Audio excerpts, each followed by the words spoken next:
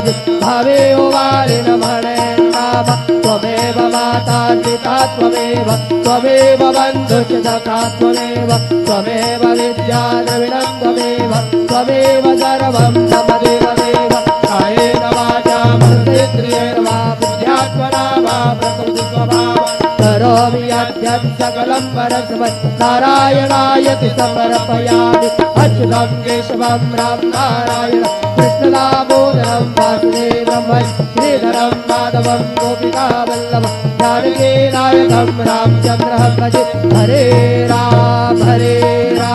Ram Ram Hare Hare